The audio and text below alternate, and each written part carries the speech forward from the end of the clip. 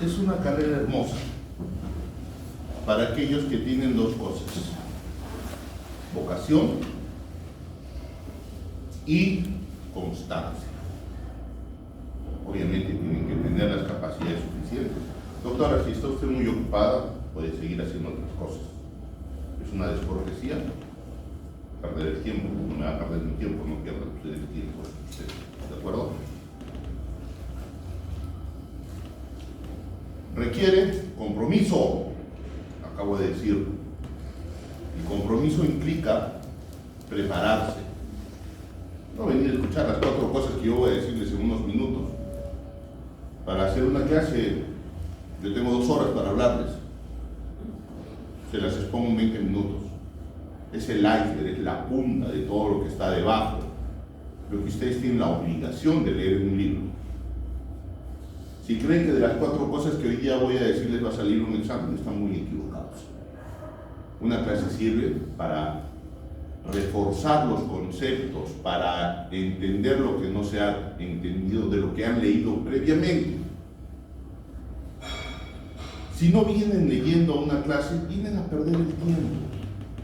O si hacen como algunos que graban la clase diciendo, ya está, lo transcribo y de ahí sale el examen, están bien equivocados. Porque en la vida no va a suceder eso.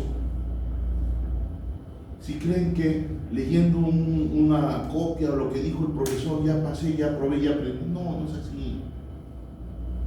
Es mucha más la profundidad que ustedes requieren para entender. Yo no les digo memorizar, les pido entiendan un tema, el que sea. Comprométanse, porque es la única manera que van a tener de progresar en esta carrera. Si les gusta, y me imagino que les gusta, no es trabajoso, es lindo. Es lindo. Yo cuando era estudiante, todos los días leía algo.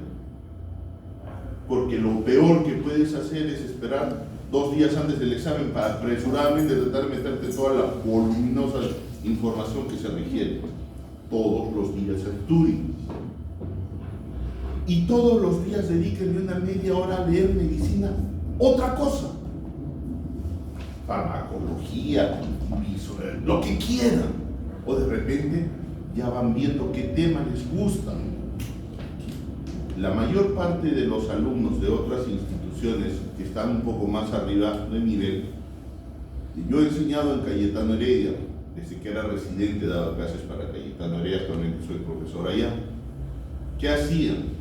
Desde cuarto, desde tercero, desde segundo, ya sabían qué querían hacer, qué especialidad querían seguir y dónde la querían hacer. Y planificaban su carrera para que al término de esta, ¡pum!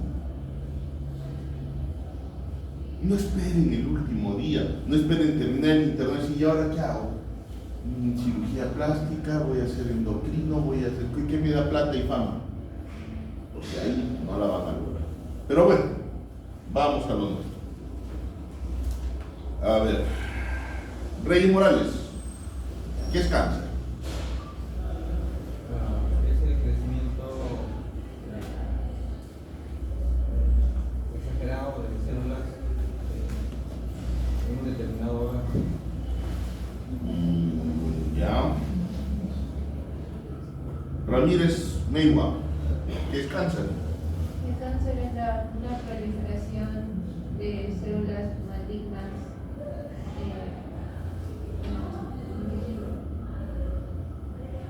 Sánchez Ramos, ¿qué es cáncer? El crecimiento o multiplicación de células consideradas como neoplásicos. Vélez Moro, Bengochea, ¿qué es cáncer? Vélez Moro, bueno, Vélez Moro. Es el crecimiento y reproducción de células neoplásicas dentro de un tejido. El concepto no está muy claro y el concepto no es muy complejo. Cuando lean algo traten de conceptuarlo y reducirlo en palabras sencillas. ¿Qué es una célula cancerosa? Una célula que ha perdido su regulación normal. ¿Cuál es la regulación normal de una célula? ¿Cómo vive una célula? ¿Ah? Alto. nace, de ahí crece, de ahí se reproduce, y de ahí, muy bien, esa es una célula normal. Nace, crece, se reproduce, muere, ya está. ¿Qué pasa con una célula de cáncer? Nace, crece, se reproduce, se reproduce, se reproduce, se reproduce, se reproduce, se reproduce. Ya está. Eso es cáncer. Una célula que ha perdido su regulación normal y comienza a crecer sin control. Concepto sencillo. ¿Por qué se desregula una célula? ¿Por qué no puede ser reparada? ¿Por qué termina yéndose a otros órganos? Ahí está la pregunta. Cáncer en niños. ¿Por qué hay cáncer en niños? ¿Por qué no hay cáncer tan frecuentemente en jóvenes? ¿Por qué hay cáncer en viejos? Porque tenemos mecanismos de control que ayudan a que esa célula desregulada pueda arreglarse, la destruyo o la célula se autodestruye. Estoy simplificando en palabras muy simples conceptos que son enormemente complejos, que incluyen interacciones de genes, de protogenes, de células reparadoras, de ADN, pero sencillo es. La célula se malogra, la tratan de reparar. No la pueden reparar, la destruyen. No la pueden destruir, la misma célula se destruye. Entonces, ¿por qué cáncer? Porque naciste con un defecto, con algún problema a nivel genético, que hace que tengas predisposición. Entonces, pum, revienta rápido el cáncer temprano en la niñez. Durante la juventud, que es la época en la que más felices están todos, todo funciona, todo es perfecto, excepción a algunos que ya venían medio fallados. Por eso es que el cáncer en las jóvenes es raro, porque hay cánceres en la vejez, porque los mecanismos van envejeciendo y perdiendo control y comienzan a fallar y ahí aparecen los cánceres. Pero aún dentro de todo esto enorme, las enfermedades neoplásicas no son frecuentes. Regresamos al tema de hoy. Tumor de Wilms. Si hay alguna pregunta durante el desarrollo, siéntanse libres de hacerlo. Aún dentro de la frecuencia, los tumores renales son poco frecuentes en niños. Esto lo leen en cualquier libro. Preocúpense en atender más que en estar apuntando, porque esto lo pueden leer en cualquier lado. Generalmente estos tumores pueden ser tratados y muchas veces son curados. Las cifras pues, en el mundo varían entre el 75 y el 85% de los casos que pueden curarse. En el INEN andamos por los 75-78% de pacientes que resuelven el problema neoplásico. El tipo de tumor, es decir, la histología que tiene el tumor, nos va a decir cuál es el pronóstico que ese tumor va a tener. Y hay un montón de tumores de riñón en niños. Hay un montón de tumores de riñón en niños. Pero dentro de esos el más frecuente va a ser el tumor de Wilms. Va a ser el más frecuente entre los tumores renales de niños. Pregúntese cuál es el tumor renal más frecuente. El tumor renal, no el tumor. No se dejen engañar por palabras. A veces en los exámenes somos tramposos, ¿no? Porque hay tumores un poquito más frecuentes. Pero el tumor renal más frecuente es el tumor renal de Wilms o nefroblastoma, que se va a formar a través de los restos embrionarios del riñón inmaduro. Entonces, este tipo de tumores se han estudiado mucho en Estados Unidos y en Europa. ¿Por qué? Por su infrecuencia. Las enfermedades que son frecuentes no son difíciles de estudiar. Yo puedo juntar 100, 200, 1000 pacientes y les pruebo un tratamiento y voy a quienes les va bien, a quienes les va mal. Pero en los tumores poco frecuentes eso no es sencillo. ¿Qué hicieron? Se hicieron grupos nacionales. El grupo americano, el grupo nacional de tumor de Wilms, el grupo europeo, la Sociedad Europea de Oncología Pediátrica. Hicieron se juntaron con hospitales y dijeron ya, nos reunimos, nos sentamos, ponemos protocolos, todos vamos a manejar así para poder tener experiencia. Entonces de eso salen los protocolos de manejo que varían levemente entre Estados Unidos y Europa. Entonces ya se está consiguiendo curar, controlar la enfermedad en forma definitiva. ¿A qué van yendo los siguientes protocolos? A disminuir la morbilidad que los tratamientos ocasionan. Antes era quimioterapia, radioterapia, grandes dosis. ¿Qué pasaba? Pues el paciente de radioterapia no crecía bien del lado que había recibido la radioterapia, estaba vivo, pero con una calidad de vida pues poco querible, ¿no? Pero aún así, tenemos pacientes que van a requerir tratamiento muy intensivo y que pueden fallecer por la enfermedad. Antes, hace muchos años, todos los tumores renales, todos les decían tumor de Wilms. Y ponían variaciones histológicas del tumor de Wilms. Recientemente se han estado viendo que no, son cosas distintas, ¿no? Entonces, por eso es que esos pacientes no respondían al tratamiento que se había dado para el tumor de Wilms. Ahora ya se han reconocido y se agrupan diferente. Sin embargo, aún así, el tumor de Wilms va a representar el 87%. Las preguntas de examen suelen venir 87 al 90%.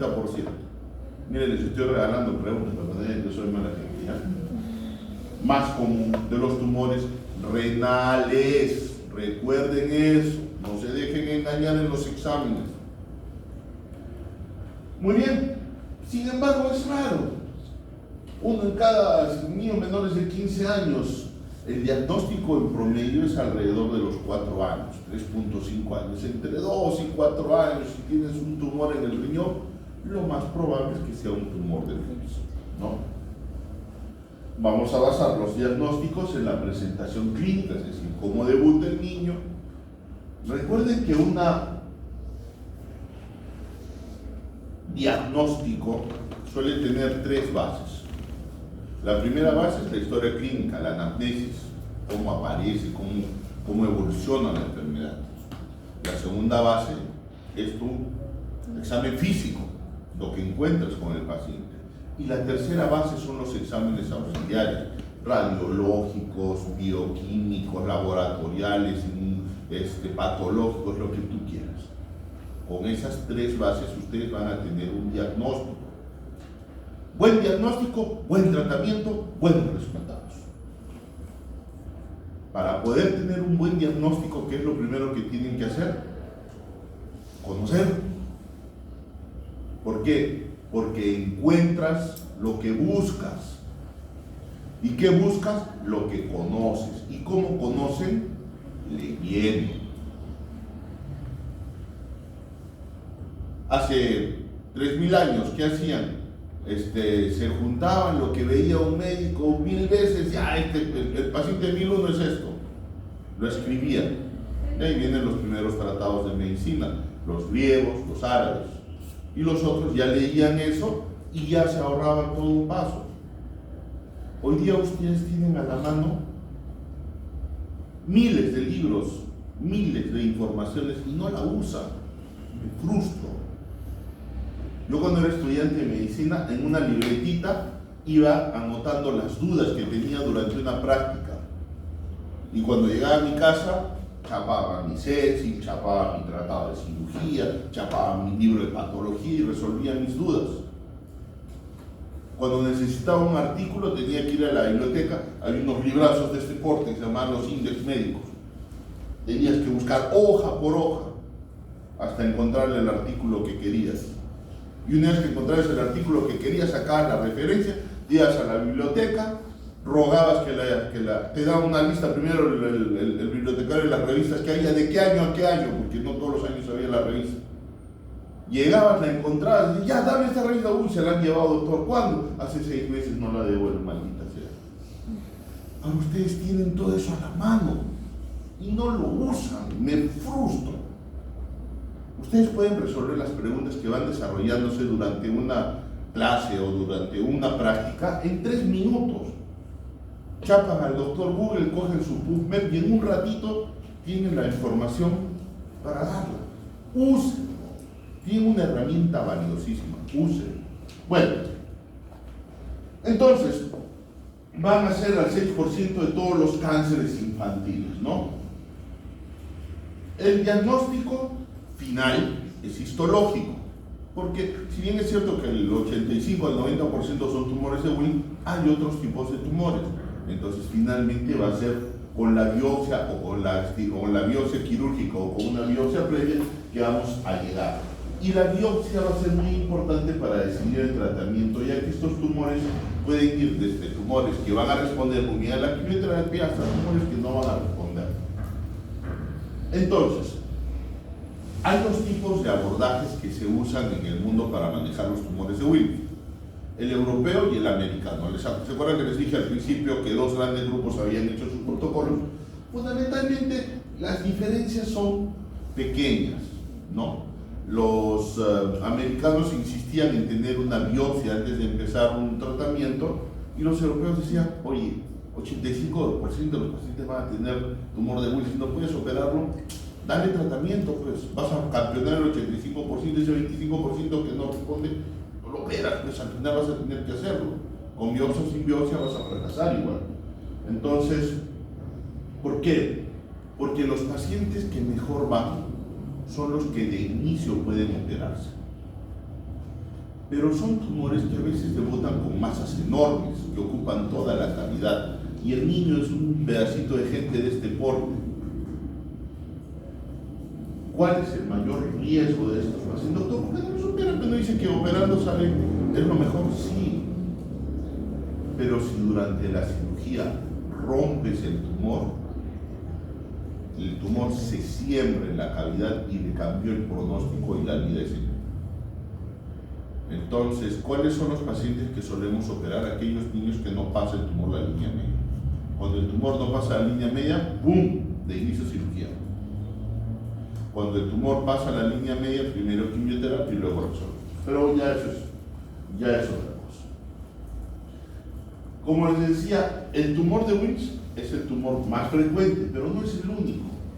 Tienes tumores como el linfoma mesoblástico, el sarcoma de células claras, el tumor rhabdoide, el carcinoma de células renales y otros tipos de cáncer menos frecuentes. Esto sí, tómale foto, este es un cuadrito bien bonito, porque te indica que otros tipos, ¿qué otros tipos de tumores? 2 preguntas les estoy regalando ya. ¿Qué otros tipos de tumores renales pueden haber en niños?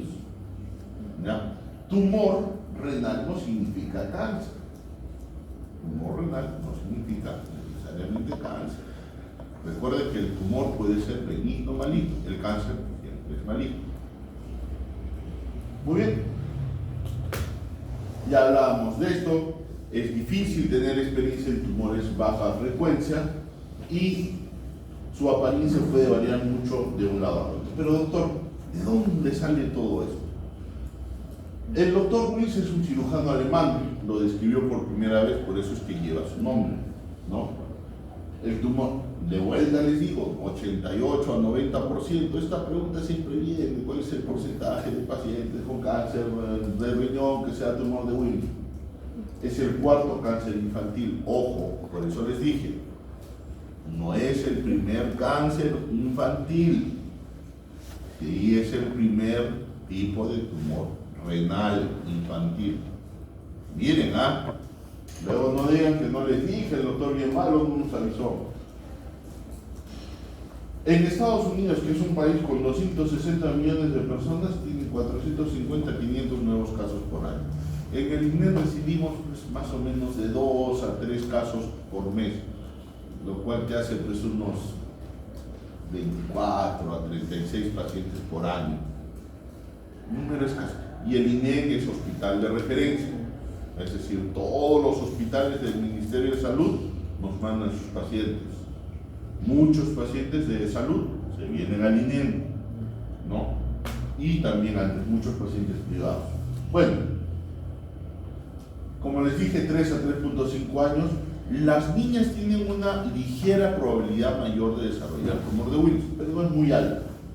La mayoría va a ocurrir en niños normales. Si bien este es un tumor que se asocia con algunos tipos de síndromes congénitos, el 25% de los casos tienen antecedentes de síndromes congénitos que ya vamos a ver cuáles son. Usualmente solamente está afectado un riñón.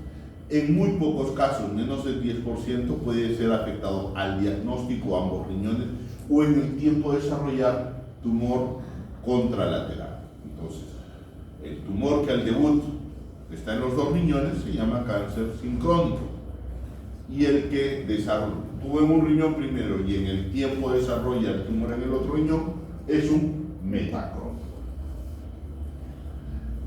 Tiene un cuadro histológico trifásico, blastemal, epitelial y estromal.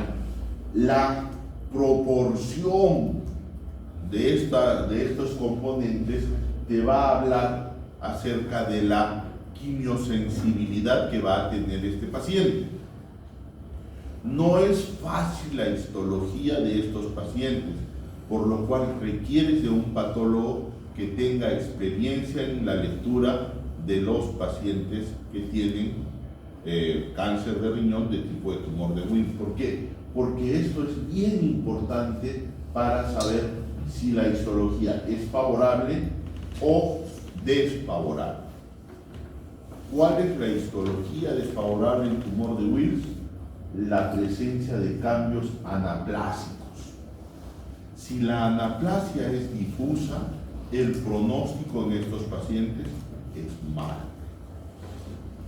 Pregunta de examen y concepto importante para la vida. Yo dudo mucho, como les decía al grupo mío de prácticas en la mañana, que ustedes vayan a ver algún tumor de estas características en niños, excepción hecha que se dediquen a pediatría. Suelen ser pacientes que ven los pediatras, los oncólogos pediatras o en algunas áreas muy especializadas de hospitales oncológicos. Pero siempre puede haber tropezones en la vida. Entonces hay conceptos que ustedes deben tener claritos de todas las patologías. Entonces, anaplasia asociada con enfermedad de mal pronóstico. Suelen estar encapsulados y las metástasis suelen ser a nivel pulmonar.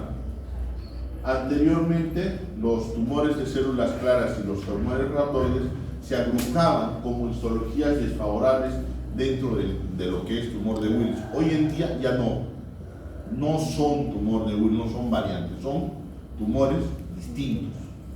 ¿Ya? Muy bien. Entonces tenemos la patología que puedes tener. Puedes tener un sarcoma, un deforma mesoblástica, un sarcoma sinovial, puedes tener tumores células redondas, neuroblastomas, tumor neuroendocrino, sarcoma ahí, tumores células redondas, linfoma. Todos estos son tumores patologías que pueden encontrarse en el riñón. Esto ya lo habíamos hablado. Si ustedes tienen un paciente que está bien diagnosticado en un centro con experiencia en el manejo de estos tumores, la posibilidad de sobrevida de un paciente está entre el 80 al 90% de los casos. Hay varios agentes quimioterápicos que se han ido desarrollando a través de los años y con los cuales se han conseguido resultados más favorables. Vincristina, homicina. Los oncólogos pediatras en sus reuniones protocolares han ido probando. Como les dije ahorita, los protocolos están diseñados para minimizar los efectos indeseables que estos tratamientos pueden causar.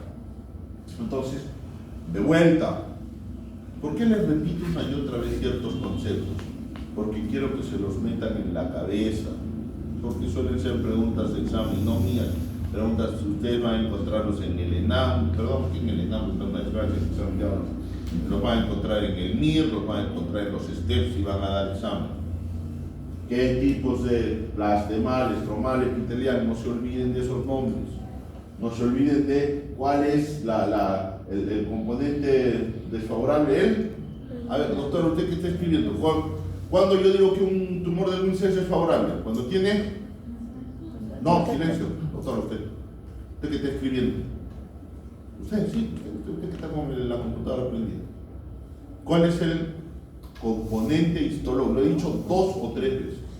¿Cuál es el componente histológico que es desfavorable? ¿El qué? Diga usted. Anaplasia difusa. Preste atención. ¿Ya? Muy bien. Ahora, los tumores, hay una teoría que se llama la teoría de Knudson, en la que se ve por qué puede aparecer un tumor. ¿Les han hablado de la teoría de Knudson? Un gen que anda... Hay 2 genes, uno que recién del papá y la mamá. Cuando los 2 genes están malogrados, ¡pum!, aparece el tumor. Hay un montón de genes, un montón. Hay protocogenes, hay genes que protegen, hay genes que se pueden volver tumorales. Entonces, algunos genes se han identificado. Entonces, uno de estos genes basados en la teoría de Knudson se llama el Wilms tumor 1, tumor de Wilms número 1, que es un gen que se encuentra en el cromosoma 11P en el bracito 13. ¿Saben leer esto en cromosomas? ¿Qué significa 11P? Brazo. 11, ya, y el 13. ¿Y el 13 qué significa? Ubicación. El OSI, ¿no? El OSI. Muy bien. Ubicación. Y esto se va a ver aproximadamente en el 20% de los pacientes con tumores de Wilms. Entonces, todo el concepto, ¿no? Ustedes hagan un esqueleto sólido y luego lo van rellenando con la información. A toda la vida, entiendan, no memoricen, entiendan algo. No van a sacar 20 de repente, pero con que entiendan les va a quedar para el resto de su vida los conceptos. Muy bien. Entonces, un gen puede estar inactivado hasta un 30% de los casos con tumor de Wilms.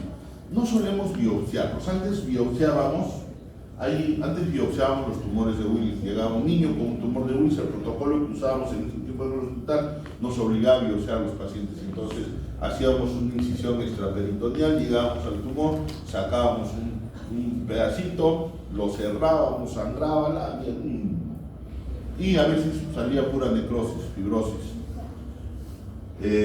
Luego nos adherimos al protocolo europeo y, aunque el tumor pase la línea media, les damos tratamiento de inicio, ¿no?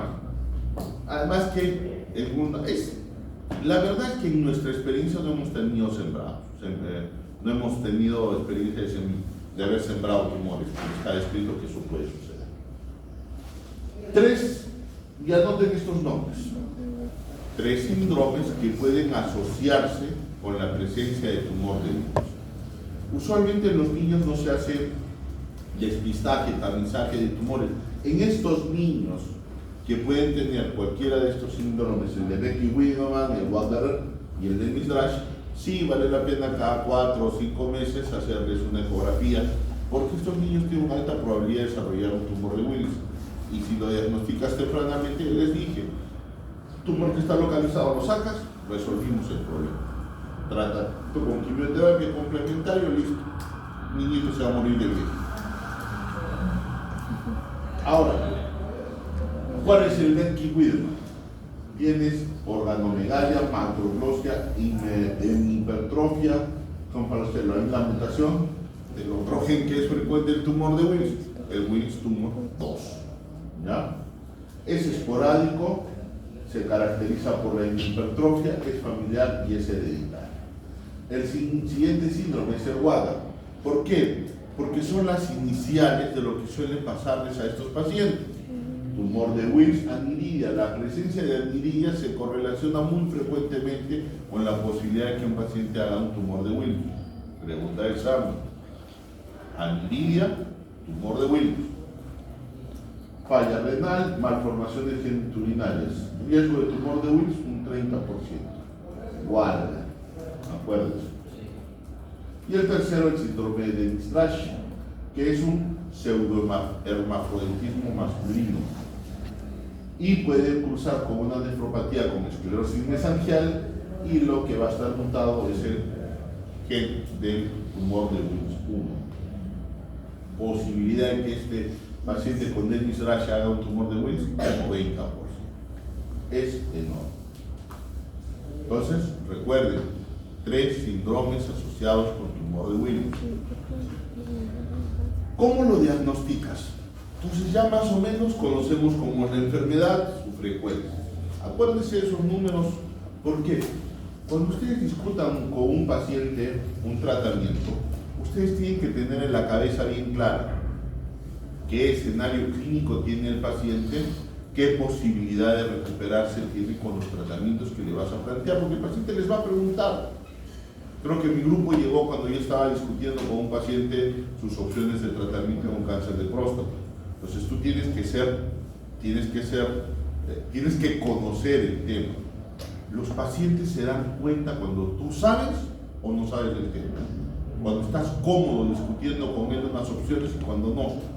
¿Y eso qué genera en un paciente? Confianza. Este tipo sabe de lo que habla, no va a tratar con este pato. Si está titubeando, yo creo que sí, yo creo que no, pero podría ser, a ver, déjame pensar. Pucha madre, te da miedo, que es como el mecánico. Tú vas al mecánico, ya tu carro, el mecánico dice, ya está fallando tal cosa, le tengo cambio, eso ya visto, cuesta tanto, vaya a comprar. Vas corriendo a comprar el repuesto. Déjamelo modestito, a ver, vamos a ver qué puede ser, lo voy a sacar. No, en la calle, no dejo mi carro ni muevo. Entonces, aunque les parezca raro, usualmente los tumores de Wilms llegan con pacientes con masas enormes. A veces porque crecen muy rápido y a veces porque la madre no se da cuenta.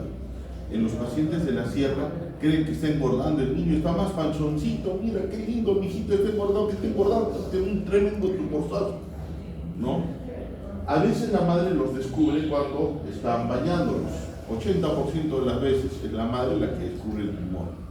Y otras veces cuando el niño ha tenido una caída, lo llevan a una emergencia y ahí le encuentran el tumor por ecografía o porque lo examinan el abdomen, ¿no?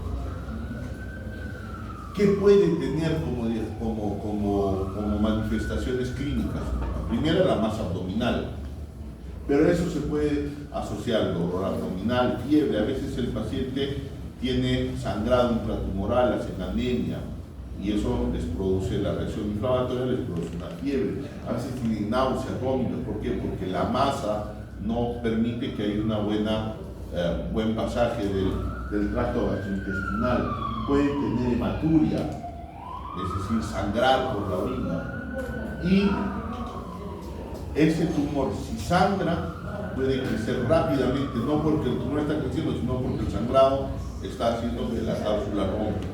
¿Y cómo lo descubren? Porque el paciente comienza a tener taquicardia, puede tener alteraciones hemodinámicas, pero es una cosa muy bonita. En el hospital hemos tenido varios pacientes que hemos tenido que entrar de emergencia por sangrado. Durante el tratamiento, se rompe el tumor, comienzan a sangrar. Es desastroso, porque una cirugía que debe ser electiva, bien preparada, tienes que entrar a la de emergencia. Y la morbilidad en ese tipo de pacientes no es poca. Entonces, la mayor parte de los pacientes se van a presentar con masa abdominal. Pregunta de examen: ¿cuál es el síntoma más frecuente? Síntoma más frecuente de un tumor de Wilms, la masa abdominal. Miren, les estoy regalando las preguntas. El dolor es menos frecuente y mucho menos la hematuria o la fiebre, ¿verdad? Entonces, ¿qué es lo que vamos a buscar cuando tenemos la sospecha de un tumor renal? Saber dónde está, cuál es el tamaño, cuál es la extensión, si hay metástasis o no, si hay en el otro lado un tumor de Wilms. Doctor, ¿por qué si hay en el otro lado que la tomografía? Ahora pues la tomografía. Pero recuerden que algunos libros están basados hace 30, 40 años. Cuando yo llegué a neoplásicas, las tomografías recién se estaban empezando a usar. Unos años antes, lo único que tenías era una urografía excretoria.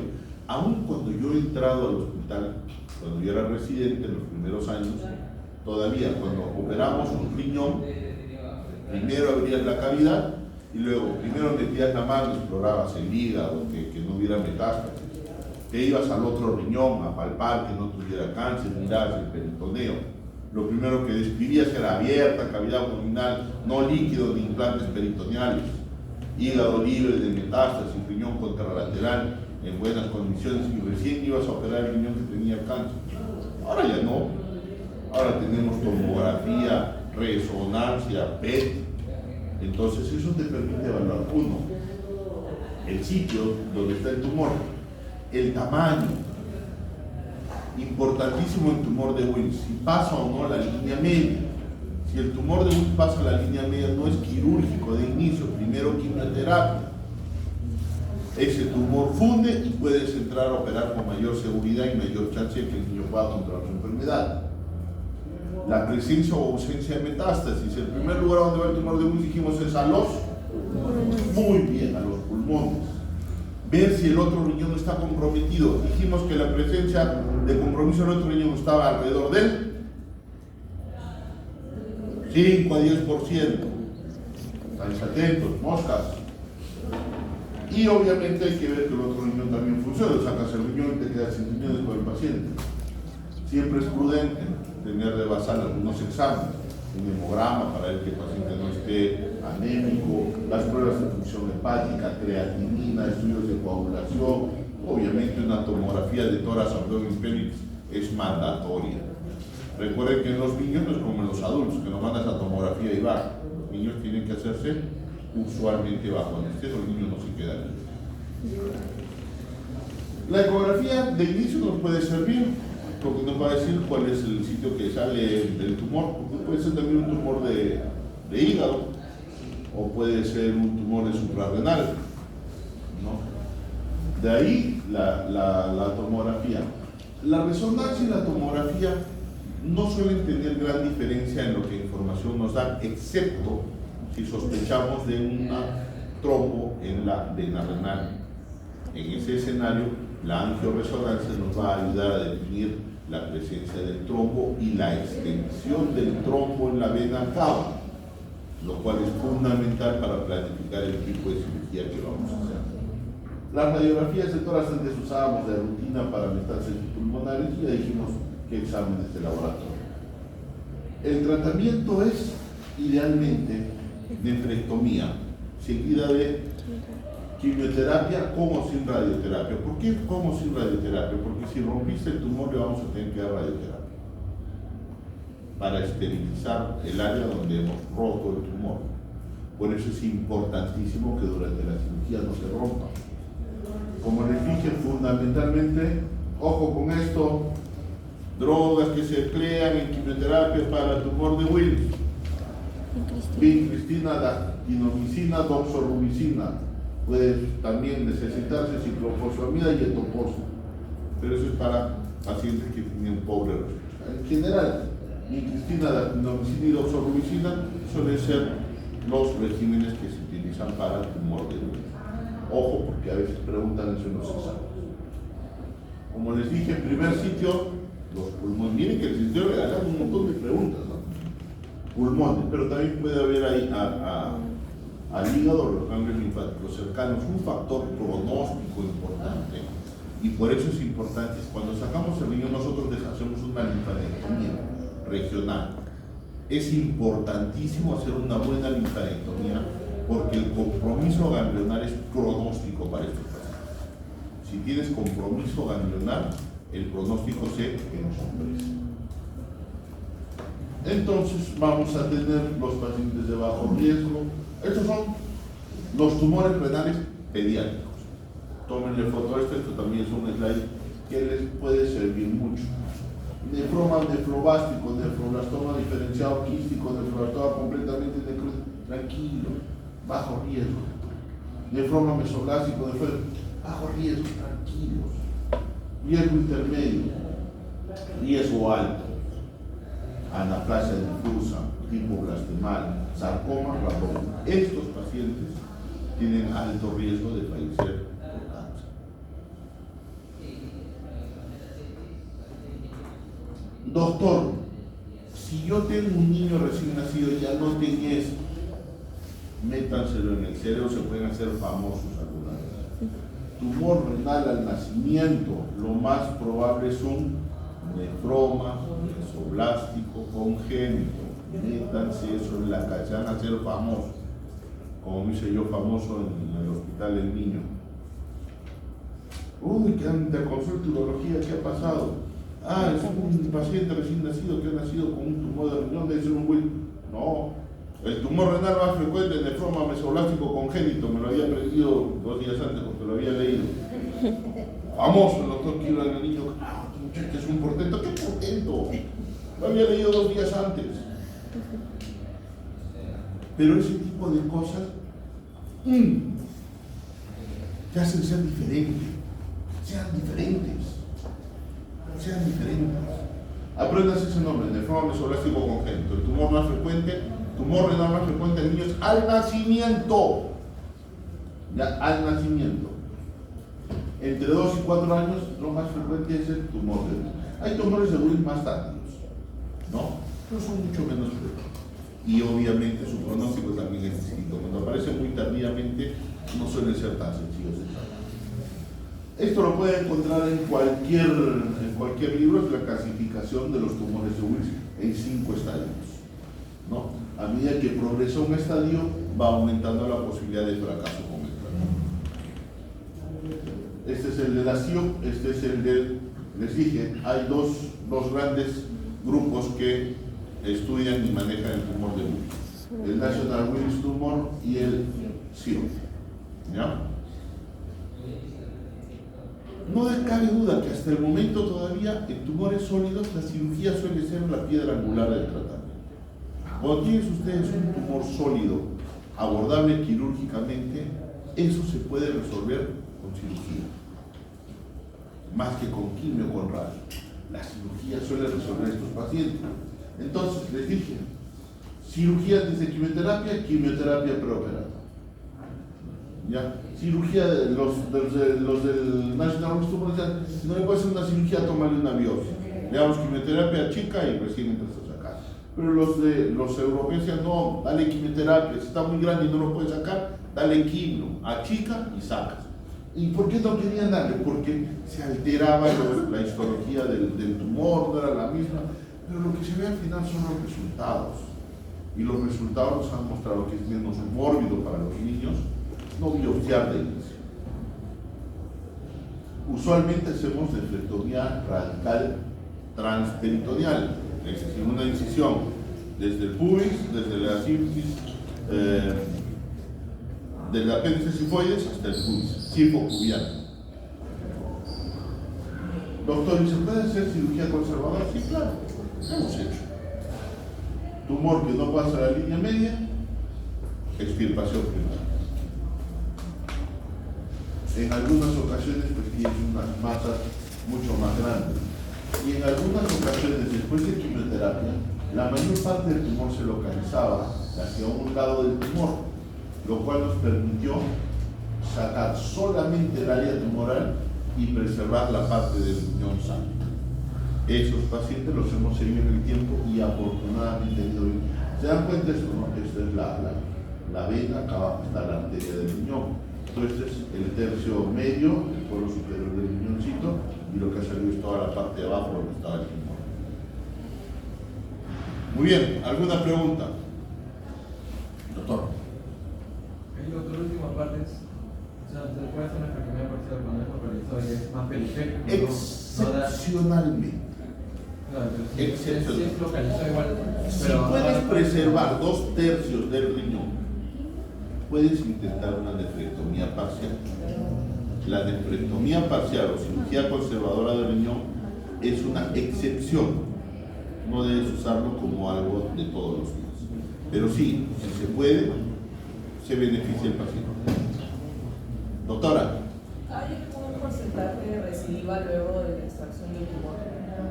Sí, justamente por eso todos los niños que van a... Si tú haces una nefrectomía en un adulto, que no es por tumor de Wills, suele ser por células claras, cirugía, cáncer localizado, se acabó. Observación, 25% de recurrencia, por eso pasan a control periódico. En los niños no. En los niños siempre queda la posibilidad, de acuerdo a los factores de riesgo que tenga, de tener enfermedad microscópica por fuera del riñón. Por eso, aún estando el riñón localizado, suele darse siempre quimioterapia, que complementa y resuelve el problema por dentro, ¿no? Pero siempre existe el riesgo de que un paciente, aún habiendo sido operado y recibiendo quimioterapia, pueda recurrir en el tiempo. Sí. El cáncer debe verse como una enfermedad crónica. Yo tengo una apendicitis, pum, opero el apéndice, chao rosa, se acabó la fiesta, nunca más apéndice. Si yo tengo un cáncer localizado, trato el cáncer y controlo la enfermedad. A medida que me aleje del punto de tratamiento, la posibilidad de que la enfermedad vuelva a ocurrir disminuye. Por eso es que usualmente a los 5 años la posibilidad se va evaluando con la de la población en general, pero siempre puede haber una recurrencia de cáncer. ¿Ya? Por eso es que nosotros le decimos, enfermedad controlada. A mí no me agrada decir estás curado del cáncer. A mí me agrada decir, siendo honesto con los pacientes, tu enfermedad está controlada. ¿Alguna otra pregunta? Sí, doctor. ¿Cuánto tiempo reciben quimioterapia los pacientes?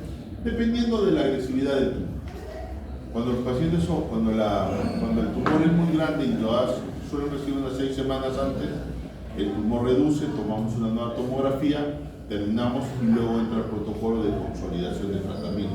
Dependiendo de qué dijimos, mucho de qué tipo de tumor tiene, porque la histología va a ser acá fundamental, tanto en el tipo de quimioterapia como en el tiempo de su... ¿No? ¿Alguna otra pregunta? Doctor. ¿Por qué la Pulmón es un sitio que recibe mucha sangre, ¿no? Recoge la sangre del riñón, va a la vena cava, pasa al corazón, el corazón le envía a los pulmones y puede llegar por vía sanguínea, ¿no? ¿Por qué, doctor? Si yo he visto recientemente que hay células que flotan en el torrente sanguíneo, ¿por qué no hay metástasis siempre? Porque tenemos mecanismos de protección, ¿no? No necesariamente una célula neoplásica, ese implante va a sobrevivir, no encuentra necesariamente las condiciones favorables, pero son cosas que aún están en estudio. ¿Por qué un grupo sí, por qué otro grupo no? ¿Por qué un grupo con un tumor pequeño se llena de metástasis y uno con un tumor grande bien feliz? No tenemos todas las respuestas del cáncer, aún hay muchísimo que aprender, pero lo estamos aprendiendo. Estamos aprendiendo de genética, estamos aprendiendo de marcadores tumorales, estamos aprendiendo de balas que estamos empezando a emplear. Hay muchísimo. Que le gusta cáncer ahora tiene que aprender mucho de lo que es biología molecular. Tiempo al tiempo. ¿Alguna otra pregunta antes de empezar con el siguiente tema? Doctor. Doctor, una pregunta. ¿Qué determina que a un cierto tipo de cáncer se le aplique quimioterapia y a otros radioterapia? La radioterapia suele ser complementaria cuando rompes el cuando la malogras. Si tu paciente sale con un riñón enterito, solo quimioterapia. Si se rompió el tumor, ese paciente va a recibir quimioterapia y radioterapia. Porque la idea es, uno, controlar la enfermedad, minimizando la morbilidad. Antes había, cuando pacientes tenían sarcomas de pierna, había una cirugía que se llama hemicorporectomía. Cortaban al paciente de la cintura para abajo y el paciente vivía con una urostomía y con una colostomía. Recuerden con Dorito el cortadito, algo así, horrible, una calidad de vida mala, ¿no? ¿Por qué? Vivía con sus manitos nomás, medio cuerpo. Cacatúa por un lado, Pichi por el otro lado. Ese tipo de cirugías ya no se hacen, porque si bien podías resolver el problema neoplásico, pero condenabas al paciente a una vida muy triste, ¿no? ¿Alguna otra pregunta? Doctor, en la parte que mencionó sobre los 3 estados,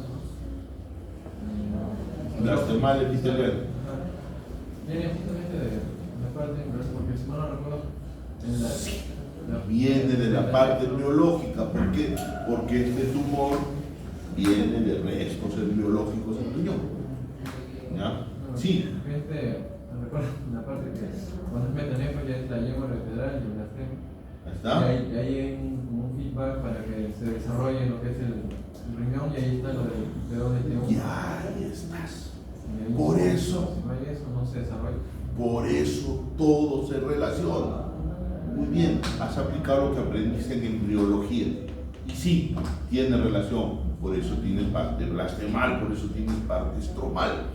Por eso tienes genes que se inactivan, cuya presencia o ausencia hacen más o menos frecuente la presencia de tumores.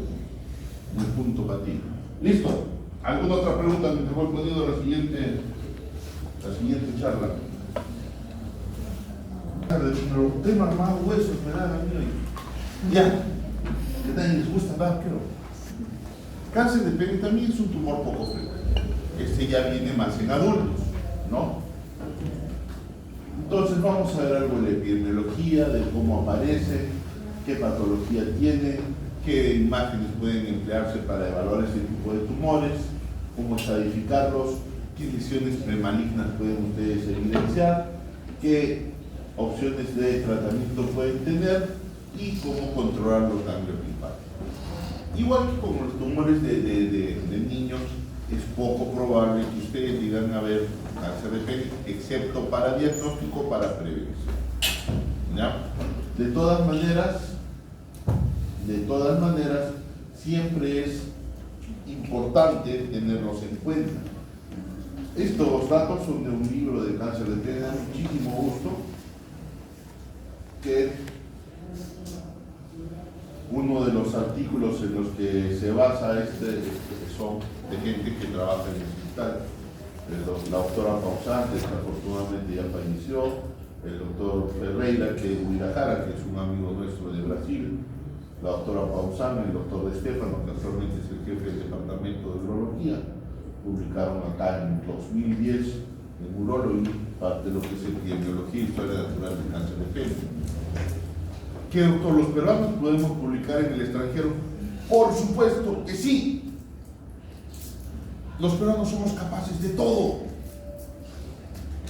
Todo. Depende de lo que nos propongamos.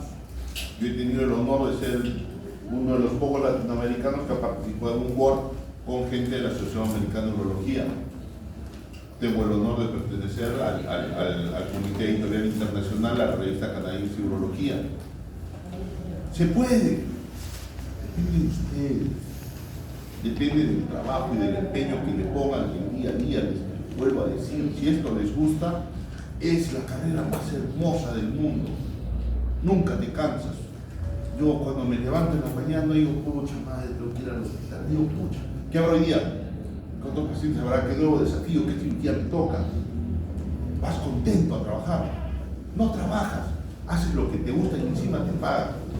Nunca pierdes. Voy hablando de pagar, pero la clínica. Bueno, doctores, ¿qué les han enseñado en semiología? ¿Quién es la que manda? La clínica, señor. Entonces vamos a ver. El cáncer de pene es una neoplasia maligna, pero es poco frecuente. Afortunadamente para los varones. ¿Ya?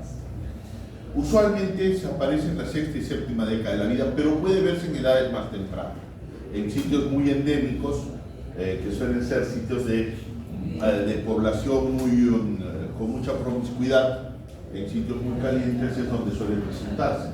El cáncer de células escamosas es el que va a presentarse con mayor frecuencia, en el 95% de los casos. ¿Recuerdan que les dije que un cáncer es una célula que se ha desregulado, que perdió el control?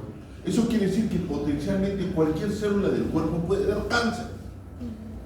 Cualquier célula. Lo que varía es las frecuencias. Tú tienes cánceres que son más frecuentes en determinado órgano. Cáncer de vejiga, las células transicionales es el más frecuente, pero puede haber adenocarcinoma, células escamosas, neuroendocrino. Próstata, el más frecuente, el adenocarcinoma, pues claro, el cáncer de la glándula prostática, pero puedes tener sarcoma, puedes tener, cualquier célula puede volverse loca. Entonces lo que ustedes usualmente se aprenden es el cáncer más frecuente. Los especialistas que hacemos esto tenemos que saber todos los otros tipos más raros, ¿no? Y a veces no lo sabemos. confieso que a veces hemos necesitado hacer revisiones, búsquedas, para poder definir algunos tratamientos en algunas patologías. Pero bueno, lo más frecuente, carcinoma de células escamosas. Y van a ser factores de riesgo la fimosis, la falta de circuncisión, el famoso papiloma, el virus del papiloma humano, el líquen escleroso, la mala higiene, el tabaquismo, la obesidad, por ejemplo, inmunodeficiencia, inflamación crónica, exposición y a luz ultravioleta. ¿Qué luz ultravioleta? Que hay gente que se va a tirar ahí para colorearse la piel, las bestias, caray, y se ponen en riesgo de cáncer de piel, de cáncer de pelo. Porque para verme bronceadito, ay Dios mío, tabaquismo. Los médicos tienen que ser los primeros enemigos del tabaco. No hay ningún beneficio en consumir tabaco, todos son cosas malas. Y nosotros tenemos que ser enemigos tanto del consumo como de que consuman a nuestro alrededor. Porque nosotros sabemos o debemos de saber, no es que sea una posibilidad, es que es un hecho que el consumo de tabaco está asociado con riesgo de cáncer. Pero bueno, dependiendo de dónde se encuentre una persona, va a haber variaciones geográficas y globales sustanciales en la incidencia. Entonces son más frecuentes. Pues los que tienen menos casos son los judíos. ¿Por qué? Porque los circuncidan a todititos, ¿no? Entonces la posibilidad de hacer cáncer en Israel es muy baja. ¿Dónde es muy alta? No sé por qué en el norte de Brasil tiene la incidencia más alta del mundo. ¿No? Sur de Brasil, norte de Paraguay. En Paraguay también hay un montón de cáncer de pene. Entonces muchos de los mejores especialistas en cáncer de pene vienen de Brasil. Tuvimos la suerte de conocer a algunos de ellos que han venido al país a hablar de esto. Entonces, esto es pregunta de examen. Factores de riesgo modificables y factores de riesgo no modificables. Modificables. Infecciones por VPH, hipogéneo, condiloma combinado. ¿Cómo puedo modificar eso? Conducta con sexo seguro, con vacunas antes de las relaciones sexuales. Esos que quieren vender vacuna cuando ya tuvieron un VPH, o por si acaso, no, ya no, viejo, ya no, ya pasó la oportunidad. Cuando eres virgencito, antes de haber pisado por primera vez, ahí es el momento de la vacuna. ¿Ya? Tabaquismo multiplica el riesgo, 2 a 4 veces. ¿Cómo puede solucionar? Deja de fumar. Fimosis. Ojo, la fimosis ocasiona una inflamación crónica, una balanitis crónica, y eso puede llevar al desarrollo de un cáncer. A veces hay pacientes que dicen, acá lo siento duro, ¿cuál lo sientes duro? Tiene tremendo cáncer debajo de la fimosis, pero nunca lo han retraído el prepucio. Hay que ver, nos salimos. Y no modificables, desafortunadamente, el bajo nivel socioeconómico. No puedes cambiar tú de la noche a la mañana a una persona de su condición. Las conductas sexuales, la edad precoz a la primera relación sexual. Por eso es que hay mucho, nosotros en el Perú donde más tenemos es en la parte de la sexo. Mucha infección por VPH, mucho condiloma, mucho cáncer de pelo. Muy bien. Reacciones, los tumores que pueden verse con la incidencia en relación con papiloma virus humano es con los subtipos 16 y 18, ¿de acuerdo? Carcinoma principio, enfermedad de Keirat, enfermedad de Bow. Con 6 y 7, condiloma combinado, enfermedad de Burkitt-Loma, que es como un tumor enorme, horrible. No es un cáncer exactamente, pero como si lo fuera. Y con infecciones por papillomavirus humano, el líquen escleroso, el cuerno cutáneo, la leucoplasia, la balanitis y el PEIN indiferenciado. El PEIN es la neoplasia entre el epitelial y el pelo. La ectoplasia de Keirat es esta, es una lesión plana, eritematosa, que puede ser más o menos grande. Suele ser precursora, no necesariamente es un cáncer, pero puede llegar a convertirse en un cáncer. El condiloma es una lesión que parece un cáncer. Esto es producido por papillomavirus humano. La historia del paciente es que tuve relaciones con una traviesa. ¿Qué traviesa? Te has ido a meter ahí un sitio con foco rojo y vienes ahora con la vaina, es como una traviesa. ¿Qué traviesa, hombre? ¿Por qué? Porque tiene relación con la promiscuidad, ¿no? Entonces, puedes tener este tipo de lesiones que, ojo, para toda la vida, ya no se cura ya. Puede salir una y otra vez, lo puede resolver, lo queman, le sacan un pedazo, pero en el tiempo puede volver a salir. Entonces, a todos los varones, no hay mejor solución que monogamia y uso de protección, ¿no? No que yo soy un bacán, me han mirado y se ha ido conmigo, no ha sido contigo, antes que tú con la semana pasada con otro, y la chica igualita, que estoy muy guapa, que me ha visto, no te ha visto a ti, te ha visto a otras, igualita. El riesgo es para los dos lados, el riesgo es para los dos lados.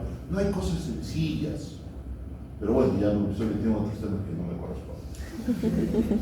Vamos, esto es una pseudoepitelio, es un tipo de balanitis que se produce, como se llama, cuerno cutáneo. Es una lesión dura, pétrea, que parece cáncer, pero que no es cáncer, es inflamatorio.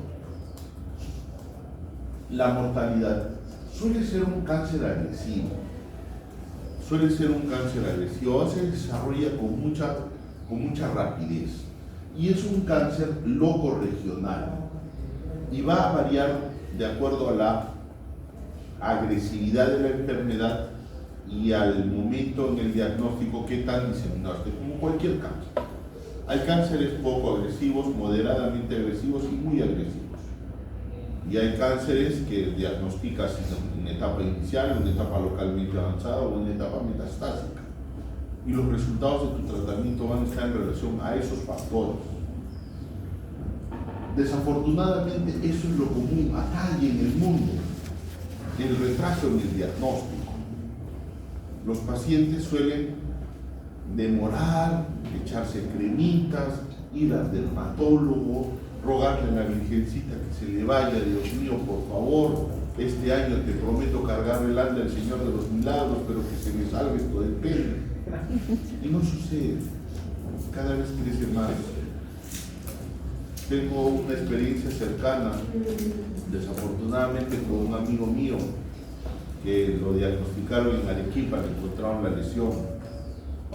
Le dijeron, esto no me gusta, parece inflamatorio, te voy a dar un tratamiento con una crema y me vienes a ver en un mes. Si no mejoras, esto sale. Cerró los ojos. Como escuchó inflamatorio, se buscó un dermatólogo, le echó otras cremas, Cuando vino a vernos, porque alguien en Arequipa le dijo, pucha, estás fregado, hermano, y lo mandaron acá a Lima, tenía un tumor en el pene, ganglios en la ingle. En 6 meses hizo un cáncer metastásico. Cuando hemos operado, era relacionado a BPH, que son más agresivos. Le hemos operado, le hemos sacado los ganglios, está recibiendo quimioterapia, pero su pronóstico muy bien. Entonces, pero esto no es acá, esto es en el mundo. O sea, tú dices en Perú, tú dices los ignorantes, no. Ese chico es el temor a que le pase algo a su pene. No va a decir que me quieran cortar, pero esa demora hace que la enfermedad progrese. Y como les digo, 65% de los pacientes en el mundo, no acá en Perú, en el mundo, demora la consulta 6 meses por la vergüenza, porque lo van a estigmatizar, porque de repente les van a sacar su paja, lo que van a hacer después de él. Entonces, esto es importante para ustedes. Si sospechan un cáncer, un tumor de pene, refieran, alármenlo al paciente. Mientras más tiempo pase, más te van a quitar, más pene vas a perder. Refiéranlo inmediatamente. ¿De acuerdo? Entonces, este es el concepto para ustedes. Muy bien, ¿qué factores protectores hay? La prostatectomía, los pacientes que se circuncidan están protegidos. Y ojo, no solamente contra el cáncer de pene, también contra algunas enfermedades de transmisión sexual, aunque no debería decirles, no vayan a circuncidarse, no hay por eso.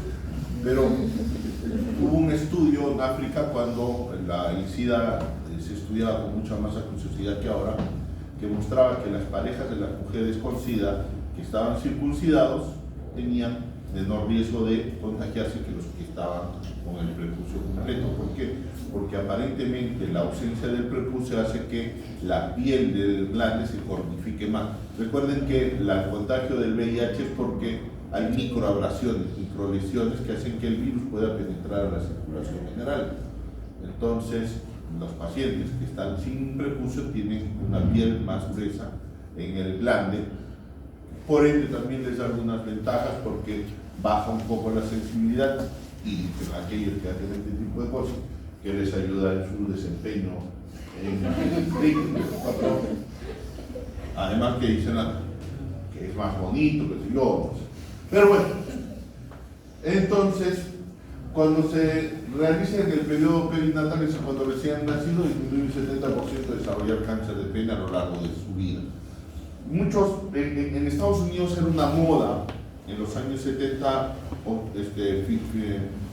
circuncisión a todo el mundo. Actualmente ya bajó un poco, hubo un tiempo que lo prohibieron y de nuevo está volviendo a popularizarse. La otra cosa que puede ayudar es la vacunación anti-VIH, pero tiene que hacerse en los pacientes que no han tenido infección previa, porque si no, ya su eficacia es considerablemente menor. No se recomienda la vacunación indiscriminada, porque es un cáncer raro, pero sí en los sitios endémicos, es decir, en la selva, vamos, pasen ¿por qué? Porque se van a contagiar de VPH por ahí, esos a los 11 años ya están inquietos, a los 14 años ya están miran otro tipo de cosas, entonces tienen un inicio de relaciones sexuales precoces. Entonces, ¿cuándo sirve la vacuna anti-VPH? Antes de la exploración. Lo mismo válido para las señoritas para prevenir cáncer de seno. Antes de empezar las relaciones es el momento. Muy bien, el más frecuente es el carcinoma epidermoide del pene. Pregunta, ¿saben cuál es el cáncer más frecuente? El cáncer epidermoide, 95% de los casos. La mayor parte de las veces se desarrolla en el glande y algunas veces en el prepucio o en el cuerpo del pene, pero eso es más raro. Inicialmente, generalmente es en el glande o en el prepucio, ¿no? Va a tener un tipo de crecimiento verrucoso, es una lesión dura, exofítica, no suele ser ulcerada, ¿no? El crecimiento, si se relaciona con VPH, puede correlacionarse con una enfermedad condilomatosa. Hay un tipo de tumor que es el basaloide, que representa un 10 a 14% de los cánceres y también está relacionado con VPH. Otras neoplasias que pueden tener en el pene, el melanoma es un lunar negro, puede haber linfoma en cualquier lado del pene, puede infiltrarse por linfoma, los adenocarcinomas mucinosos, que es otro tipo de cáncer en el pene, ya de glándula, epidermoides de la piel, adeno es de las glándulas, los sarcomas de Kaposi, y algunas veces el cuerpo del pene puede ser invadido por otros cánceres cercanos. Yo he visto cáncer de próstata que invade el pene, alguna vez he visto cáncer de ano que invade el pene, no he visto cáncer de vejiga que invade el pene, pero está descrito. Pero de pene, de próstata que invade el pene, sí lo he visto. No es muy agradable. Entonces, esto lo encuentran en cualquier libro, una lesión superficial. ¿Cuál es la diferencia? Si infiltra o no los cuerpos cavernosos, si atraviesa o no esta capa blanca que tiene el pene, que es la longina. La túnica o longina es una parte es un tejido duro, pero elástico. ¿Por qué es duro? Porque tiene que contener toda la sangre de la que se llena en los cuerpos cavernosos, pero tiene que ser elástico para que permita que el pene descanse y se erecte cuando recibe estimulación sexual. Entonces es una piel, es un tejido que se estira. Es bastante duro. Si se infiltra y llegas a los cuerpos cavernosos, Ya de los cuerpos cavernosos se puede disparar a cualquier lado ganglionar. La enfermedad del cáncer de pene es una enfermedad locorregional. ¿Qué significa? Que suele matar porque progresa de nuevo en el pene o porque afecta y progresa a nivel de los ganglios inguinales o pélvicos. No es frecuente que se vaya a otros órganos, pulmones, hígado, pero basta con que nos infiltre ganglios pélvicos, se abre, se pudre, se quedan las arterias expuestas, se rompe una arteria y se murió el paciente. ¿No? Suele comenzar con una lesión pequeña y puede a diferente velocidad afectar todo el glande, todo el cuerpo del pene. Es increíble cómo pueden llegar pacientes que tienen una piña que han hecho ahí en vez de pene, toda llena de bultos, una desgracia. ¿Cómo han llegado a esto? No funcionó la cremita, doctor. Pero no funcionó la cremita. ¿Cuánto tiempo tienes esto? No, es que me dijeron que me iban a cortar. Las lesiones pueden variar, ¿ya? Pero las lesiones que están más ulceradas son las que pueden tener un mayor riesgo de diseminación ganglionar, son las peores. Esta es pregunta de examen. Las lesiones mayores de 5 centímetros y que se extienden más del 75% de la longitud del pene tienen un mayor riesgo de metástasis y una menor tasa. Como les dije, la penetración de la fase de Bucchi de la túnica albuquinia va a llegar a los cuerpos cavernosos y eso es un factor de riesgo de diseminación vascular hacia los linfáticos. ¿Qué hay que hacer para estos pacientes? Uno, el examen clínico es importante. No atiende la historia, ya miran el paciente que periquero que llega fregado. Entonces no miran. Puedes tener una biopsia inicial. Como son lesiones que son usualmente de piel, son poco dolorosas. Entonces usualmente en el consultorio les tomamos una biopsia con una pinza que se llama sacobocado. Un poco de gasa con agua oxigenada para sangrado y ya regresa, porque hay pacientes que no creen que sea malo, o hay pacientes que tienen suerte y tienen un condiloma gigante como el que vimos inicialmente, ¿no? Hay algunos exámenes que nos pueden ayudar para ver qué tanto se profundiza: ecografía, resonancia. Los ganglios linfáticos tienen que hacerse con tomografía pélvica usualmente, pero se puede considerar tomografía abdominopélvica. ¿Por qué? Porque eso nos va a decir si vamos a necesitar hacer remoción de los ganglios linfáticos. Y la posibilidad de todas maneras en algunos pacientes hacer tomografía de tórax, abdomen, pelvis y gammagrafía. TCT poco frecuente, más en verdad, si yo tengo un paciente pobrecito me quedo con una tomografía de pelvis para ver si no tiene ganglios pélvicos, porque usualmente la diseminación de estos pacientes es a ganglios inguinales y a ganglios pélvicos. Si tiene un paciente que puede pagar todo, que está en un sitio que todo puede, tórax, abdomen, pelvis, ¿no? El diagnóstico inicial de los ganglios pélvicos es clínico, tú los palpas, pero si un paciente está gordito, tienes mejor que hacer una tomografía porque a veces no se identifica adecuadamente. El diagnóstico diferencial, pregunta de examen. El condiloma combinado, se los mostré hace un rato en relación con BPH. El tumor de Buschke-Lowenstein. La balanitis erótica obliterante es el cuerno cutáneo. Algunas lesiones infecciosas, chancro, herpes, linfopatía venérea. Pero eso se va a identificar más con exámenes serológicos, con la historia clínica del paciente. El grado de diferenciación y el grado de invasión nos va a decir qué tipo de tratamiento vamos a tener con este paciente.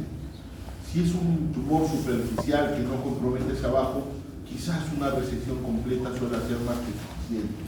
Y en verdad, dependiendo de qué tan profundo está la lesión, uno puede decir una resección superficial. Hay un tipo de técnica que se llama la técnica de Moss, vas cortando, el patólogo está a tu lado, hasta que ya no sale cáncer, ya está, lo deja. Hay resecciones con láser, Hay tratamientos en los que sacas el glande y lo reconstruyes para que quede bonito, ¿no? ¿Por qué? Porque el pene para un hombre es importante, ¿no? Algunos hacen decisión local amplia, radioterapia no usamos nosotros, la probamos un par de veces con resultados no muy satisfactorios, pero en Canadá la doctora Juanita Brook le agrada mucho usar radioterapia en tumores superficiales. Preferimos una resección local bien hecha. Otras posibilidades cuando comprometer solamente hacer una penectomía parcial. En Estados Unidos se hace mucha reconstrucción después de que han perdido parte del pene, más que reconstrucción de ponerle un pedazo de algún lado, lo que hacen es estéticamente dar la apariencia de glande a la parte de pene que queda, ¿no? Y cuando el tumor es muy grande, obviamente es mandatorio la penectomía total. En algunos pacientes que tienen enfermedad muy avanzada, a veces se prueba darles quimioterapia y luego entrar a rescatarlos con cirugía. ¿Por qué, doctor? Si ustedes ya con esto, cuando están los ganglios comprometidos, ya no van a curar. A veces hacemos cirugías compasivas. Cuando tienes un paciente con una metástasis inguinal que se ha abierto, es tejido necrótico, el paciente apesta, no se tolera ni el mismo. La familia lo tiene abandonado en un cuarto, en un rincón, porque huele feo. El paciente supura, drena. Entonces, algunas veces hemos hecho cirugía compasiva. Hemos sacado toda esa piel, el plástico ha venido, ha hecho un colgajo, ha reconstruido y el paciente ha muerto finalmente, pero en otras condiciones. Hay cirugías que pueden tener indicación de calidad de vida. Sabes que no lo vas a salvar, pero por lo menos no se va a morir apestando en un cuarto solo, morir apescalado de la familia, con ellos, ¿no? Pero bueno, eso ya son otros temas. Siempre debe discutirse los tratamientos con un paciente, ya sea una resección local, una biopsia resección, una amputación parcial del pene o una amputación total. Siempre la recidiva local dentro de los 2 primeros años del tratamiento primario. Siempre debe tratarse de ser conservador en la cirugía dentro de lo posible, sin sacrificar la seguridad oncológica. Ya dijimos que la fimosis y la inflamación crónica va a estar relacionado con la presencia de la enfermedad. Ya hablamos de esto, la evaluación del pene. Si no hay endopatías palpables, puedes vigilar o hacer una linfadenectomía que se llama profiláctica. Si tienes adenopatías palpables inguinales, hay que hacer una tomografía, ver que no haya en la pelvis y luego hacer una linfadenectomía total. Las lesiones precancerosas o lesiones in situ pueden tratarse con una resección local o puedes tratarlo con unas cremas que tienen quimioterapia para eliminarlos. Van bastante bien. Los áreas ganglionales, fundamentalmente el tratamiento quirúrgico. Sacar todos los ganglios. No es una cirugía tan monte. Yo me acuerdo cuando era residente fui a ver a un eximio cirujano de la Seguridad Social que se decía experto en este tema. Y él decía, no, que linfadenectomía, el que tiene cáncer de pene, tiene ganglio comprometido, está muerto, ni se metan a hacer linfadenectomía, mostrar unas fotos, unas piernas hinchadas, horrorosas. Eso no suele pasar. Puede pasar, sí, pero la frecuencia de los efectos indeseables está en relación con cuán frecuentemente hace una persona un procedimiento. Afortunadamente, cada vez muy raro que tengamos esos problemas. ¿Ya? Esto hace que se recomiende que cuando hay un cáncer de pene, por su poca frecuencia, amputar un pene es bien sencillo. Hacer una linfadenectomía es complejo. Entonces, este tipo de pacientes debe verse en centros especializados que tengan familiaridad con este tipo de tratamientos y va a ser la mejor chance para eso. Muy bien, y eso creo que es todo. ¿Alguna pregunta?